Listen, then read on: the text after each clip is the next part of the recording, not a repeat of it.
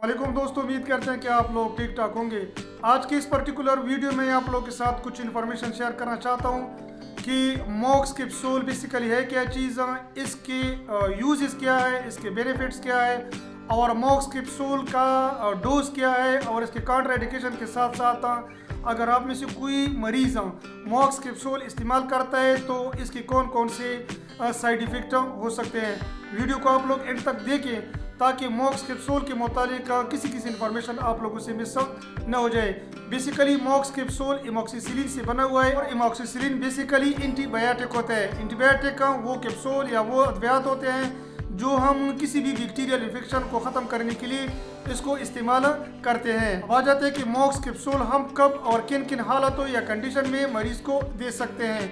Basically हम इसको मुख्तलिफ किस्म के इन्फेक्शन में दे सकते हैं। फॉर एग्जांपल, अगर किसी मरीज़ को टॉन्सिलाइटिस का मसला होता है, उसके टॉन्सल में स्वेलिंग होती है, दर्द होती है और इस इन्फेक्शन में साथ साथ मरीज़ को बुखार भी होती है, तो इस किस्म की कंडीशन में हम मरीज़ को मॉक्स कैप्सूल चाहे वो 250 मिलीग्राम है या 500 मिलीग्राम है मरीज़ को दे सकते हैं। इसके अलावा मॉक्स कैप्सूल को हम मरीज़ को दे सकते हैं फेरेंजाइटिस में और साथ साथ लेरिंजाइटिस में भी हम मरीज़ को दे सकते हैं। और साथ साथ हम मॉक्स कैप्सूल को उस सूरत हाल में भी दे सकते हैं जब किसी मरीज़ को कान का इन्फेक्शन होता है, चाहे वो इंटरनल होता है या वो एक्सटर्नल होता है, तो इस इन्फेक्शन को ख़त्म करने के लिए भी हम मॉक्स कैप्सूल 250 मिलीग्राम में भी दे सकते हैं और साथ साथ 500 मिलीग्राम में भी दे सकते हैं। इसी तरह अगर किसी मरीज़ को दांतों में कोई इन्फेक्शन होता है तो इस इन्फेक्शन को ख़त्म करने के लिए भी दूसरे पेन किलर के साथ मॉक्स कैप्सूल 250 और 500 मिलीग्राम में मरीज़ को दे सकते हैं। इसी तरह हम मरीज़ को मॉक्स कैप्सूल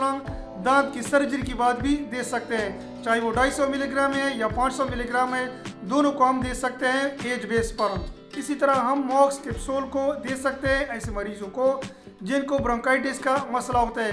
ब्रोंकाइटिस भी एक रेस्पिरेटरी इन्फेक्शन की एक डिजीज़ है जिसमें मरीज़ को खांसी के साथ साथ बुखार भी होते हैं और साथ साथ मरीज़ को खांसी की शिकायत भी मरीज़ को हो सकती है।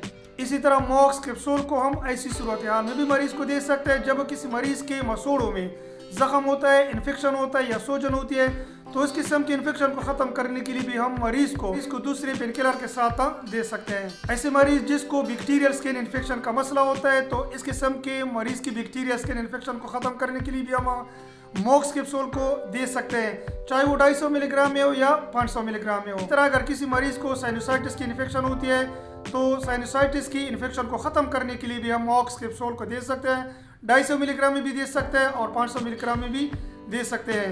अब आ जाते हैं कि मॉक्स कैप्सूल को हम दिन में कितनी दफ़ा मरीज़ को दे सकते हैं।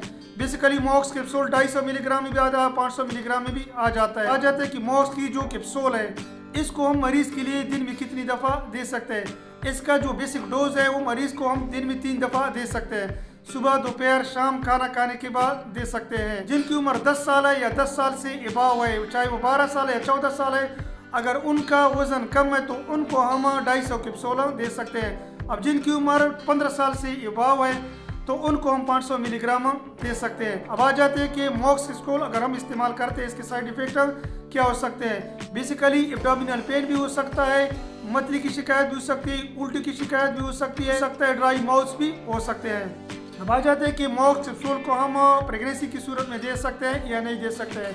तो मॉक्स की जो कैप्सूल है वो प्रेगनेंसी में बिल्कुल सेफ़ है। अगर किसी प्रेग्नेंट फीमेल को किसी किस्म का कोई इन्फेक्शन होता है जिसका मैंने पहले आप लोग को बता दिया है, तो इस सूरत हाल में दूसरे पेन किलर के साथ आप लोग मॉक्स कैप्सूल मरीज़ को दे सकते हैं। ये थोड़ी बहुत इन्फॉर्मेशन दी है मॉक्स कैप्सूल के मुतालिक जो मैंने आप लोग के साथ शेयर कर दी। उम्मीद करता हूँ कि मॉक्स कैप्सूल के मुतालिक जो इन्फॉर्मेशन दी वो आप लोग को पसंद आई होगी। अगर वीडियो आप लोग को पसंद आई है तो वीडियो को लाइक करें और मेरे यूट्यूब चैनल इन्फॉर्मेट्स को आप लोगों ने ज़रूर सब्सक्राइब करना है, क्योंकि इस चैनल में ज़्यादातर हेल्थ बेस पर या मेडिकल बेस पर मुख्तलिफ किस्म के वीडियो अपलोड करता रहता हूँ। अपना ख्याल रखें, अपने सेहत का ख्याल रखें। शुक्रिया।